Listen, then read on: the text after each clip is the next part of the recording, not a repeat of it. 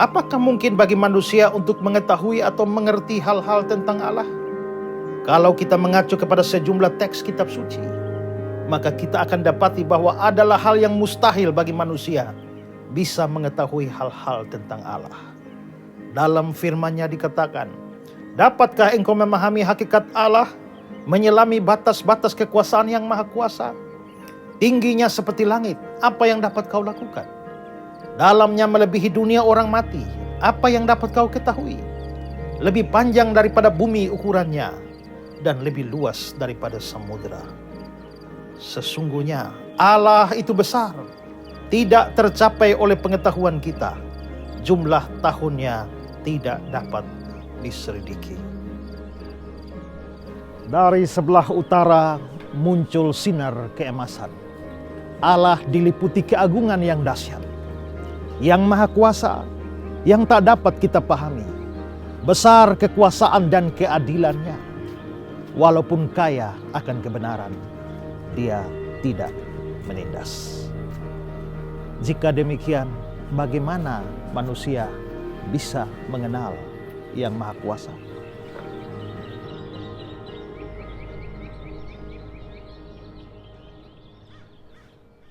Pak, pernah ada orang tanya, Pak, galaksi itu beratnya berapa kilo? Ya, kita mau ngomong bumi kita saja, matahari, Pak, ya galaksi itu berapa kali? Galaksi itu adalah 2 triliun kali lebih berat dari matahari. Ya. Selamat datang di program Ku Tahu Yang Ku Percaya, sebuah program yang mengajak kita belajar lebih dalam mengenai makna kekristenan dan mengenal lebih dalam tentang Allah. Pada seri kali ini kita akan belajar tentang doktrin Allah.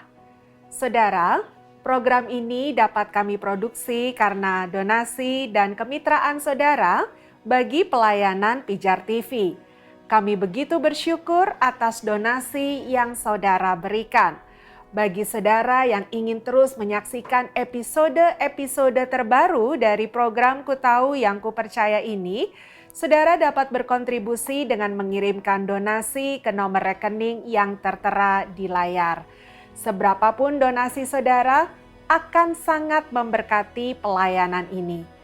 Kami juga rindu untuk berinteraksi dengan saudara sepanjang program ini disiarkan. Kami rindu menjawab pertanyaan dan mendoakan saudara. Untuk itu, silakan hubungi kami di nomor WhatsApp yang tertera di layar agar kami bisa melayani saudara. Selamat menyaksikan.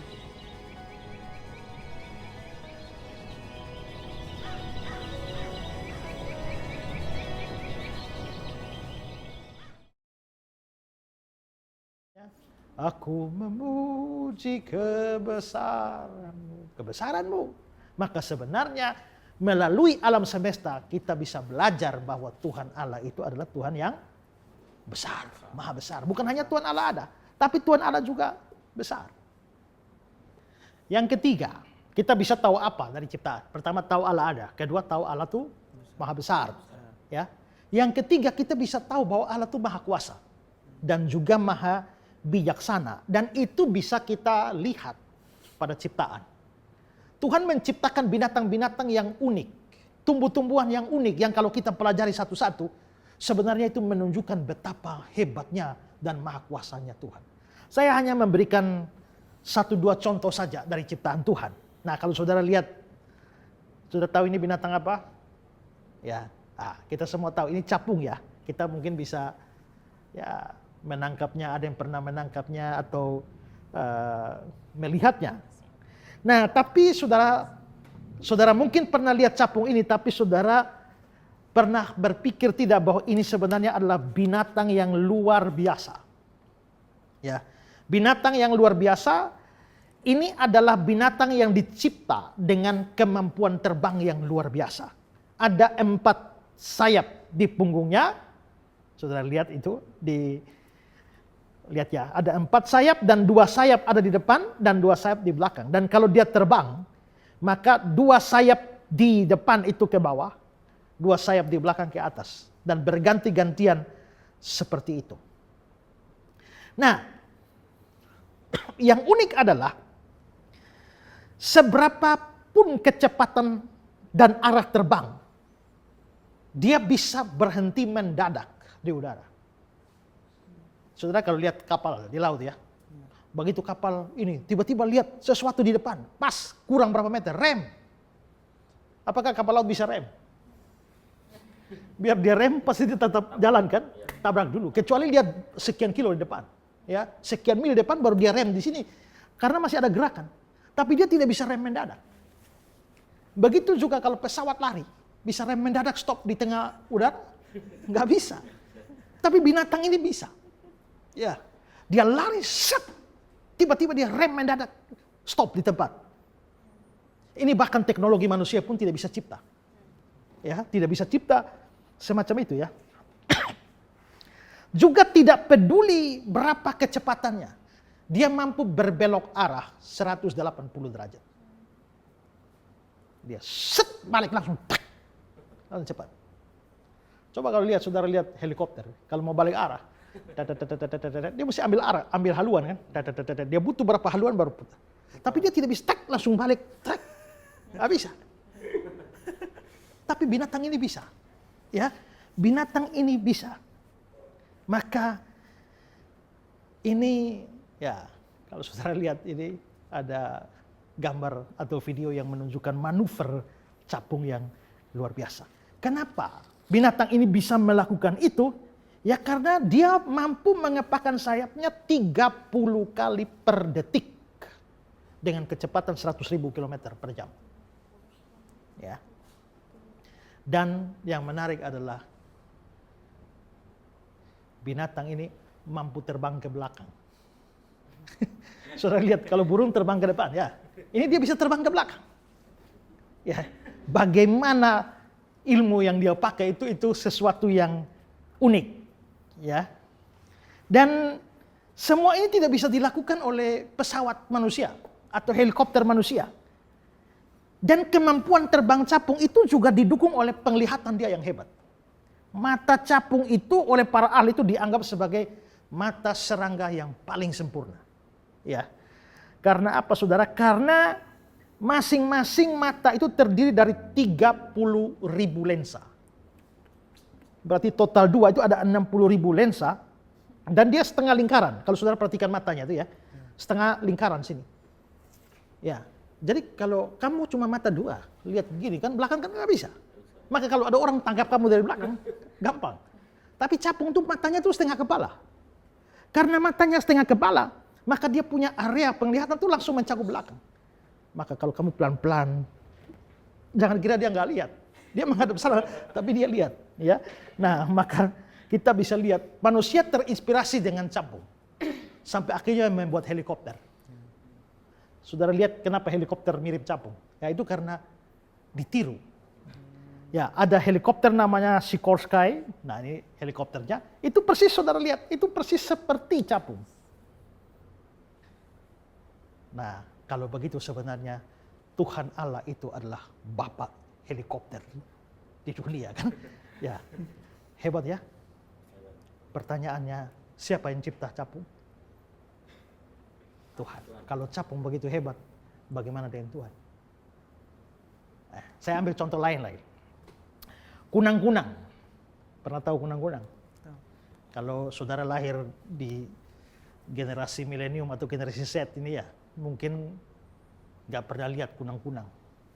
Ya, tapi kalau dari kampung, ya saya lahir besar di kampung dan tiap hari bisa lihat, tiap malam bisa lihat kunang-kunang. Satu makhluk yang kalau saudara belum pernah lihat binatang itu ya, ini seperti nampak di dalam video ini ya. Itu lihat, ini adalah binatang yang unik karena dia bisa menghasilkan cahaya dari dalam tubuhnya. Tapi saudara coba pikir bagaimana bisa binatang itu menghasilkan cahaya? Karena di dalam tubuhnya tuh ada satu zat yang namanya luciferin. Dan zat luciferin itu kalau bercampur dengan oksigen maka dia akan menghasilkan cahaya. Tapi saudara-saudara, sepanjang manusia menemukan cahaya, cahaya yang dihasilkan atau dihasilkan oleh segala macam penemuan manusia itu identik dengan panas. Maka kalau kamu lihat lampu, ya, dan kamu memegangnya, panas. Maka cahaya dengan panas itu rasanya tak bisa dipisahkan. Di mana cahaya di situ panas. Nah, kalau cahaya tidak bisa dipisahkan dengan panas, maka begitu kunang-kunang bercahaya, panaslah tubuhnya dan hanguslah dia dan mati. Tapi ternyata dia tidak mati, bukan? Kenapa? Karena kunang-kunang menghasilkan jenis cahaya yang namanya cahaya dingin. Ya, cahaya dingin. Manusia bisa menciptakan begitu macam peru, tapi aduh ini baterai sudah panas. Ya, ini sudah panas. Karena mengeluarkan cahaya. Kita punya cahaya panas, tapi kunang-kunang punya cahaya dingin. Nah, maka itu menjadi sesuatu yang luar biasa. Aneh kan? Tapi sebenarnya kunang-kunang itu dia nyala-nyala itu untuk apa? Nah, itu pernah sejumlah ahli mengadakan penelitian. Jadi rupanya kunang-kunang itu bercahaya itu untuk saling mengenal. Dan kedua itu untuk tanda baru mereka mau kawin.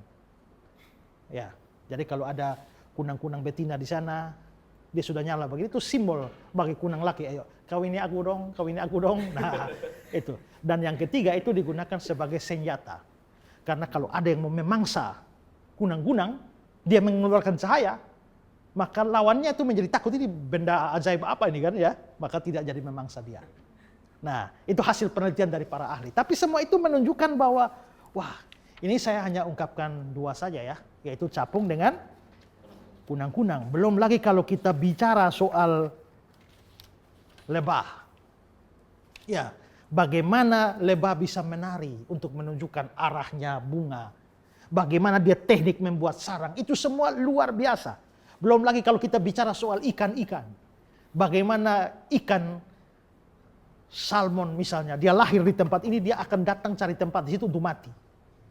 Maka dia sudah lahir di sini, dia sudah berenang sampai di laut, entah berapa banyak pun 10 tahun kemudian baru dia pulang. Persis dia akan dapat kembali. Ya, itu luar biasa itu. Saya pernah pelihara kucing. Bapak saya pelihara ayam. Celakanya kucing saya suka makan ayam bapak saya. Ya, bapak saya marah, tangkap kucingnya, isi dalam karung, ikat karungnya lalu jalan berkilo-kilo, buang di sana. 1 bulan kemudian kucing saya kembali sampai di rumah.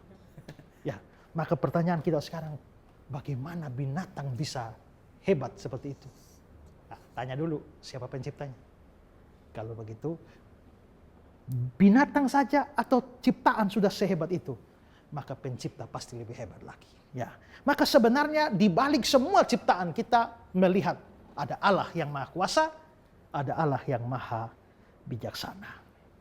Ayub 12 ayat 7 dan 10. Tetapi bertanyalah kepada binatang, maka engkau akan diberinya pengajaran. Kepada burung di udara, maka engkau akan diberinya keterangan.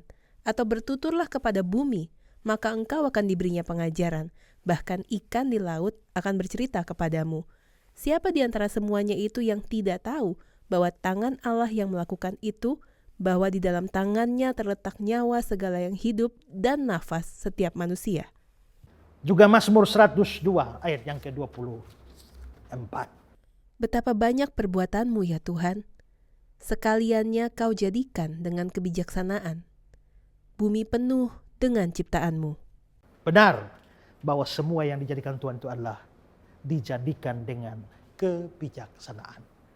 Dan perhatikan terakhir komentar dari Henry.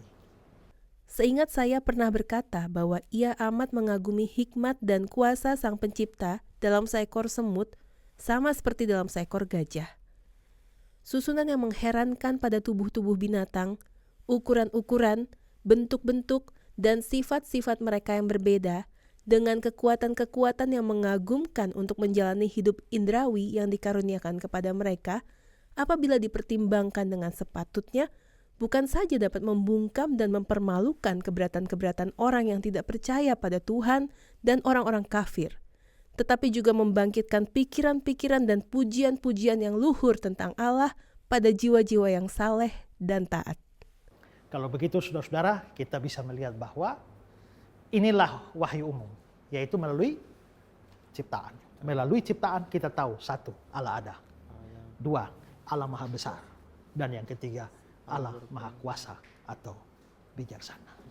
Maka kita bersyukur ya bahwa semua ciptaan bersaksi tentang pencipta. Mari kita berdoa. Tuhan, terima kasih untuk pelajaran hari ini. Kami tahu bahwa mustahil sebagai manusia yang terbatas untuk bisa mengenal Allah. Tapi kami bersyukur bahwa Allah lah yang berinisiatif menyingkapkan diri, memperkenalkan diri kepada kami, mewahyukan diri kepada kami. Kami bersyukur bahwa hari ini kami bisa mengenal Allah yang Maha Besar, yang Maha Kuasa, dan bahwa Allah ada semua karena inisiatif dari Allah sendiri.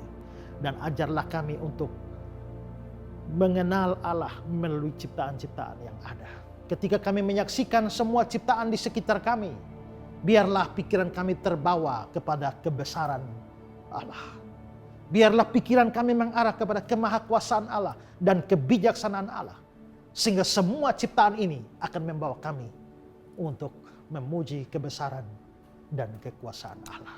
Terima kasih untuk wahyu yang Engkau berikan bagi kami. Dalam nama Yesus Kristus kami berdoa. Amin. Tidak semua orang di dunia telah membaca Alkitab atau mendengar Injil yang diproklamasikan. Tetapi sinar dari alam semesta dinyatakan kepada semua orang di segala tempat dan di setiap waktu. Allah tidak pernah tidak mempunyai saksi untuk dirinya sendiri. Dunia yang tampak ini merupakan cermin yang merefleksikan kemuliaan dari penciptanya. Dunia adalah panggung bagi Allah. Dia adalah aktor utama yang muncul di adegan pertama dan selalu menjadi pusat cerita. Tidak ada layar yang ditutup untuk mengaburkan kehadirannya. Pada saat kita memandang ciptaan secara sekilas, maka kita tahu bahwa alam semesta tidak ada atau terjadi oleh karena dirinya sendiri. Tidak ada ibu yang disebut sebagai ibu alam semesta. Alam itu sendiri tidak berdaya untuk menghasilkan kehidupan dalam jenis apapun juga. Pada dirinya sendiri sebenarnya alam itu mandul. Alam tidak mempunyai kekuatan untuk memproduksi kehidupan. Produksi kehidupan datang dari pencipta alam itu, yakni Allah sendiri. Kekuatan dari wahyu umum yang menyatakan kepada setiap manusia bahwa sesungguhnya Allah itu ada. Karenanya kepercayaan atau keyakinan akan keberadaan Allah hanya mungkin datang dari Allah dan bukan dari diri kita sendiri.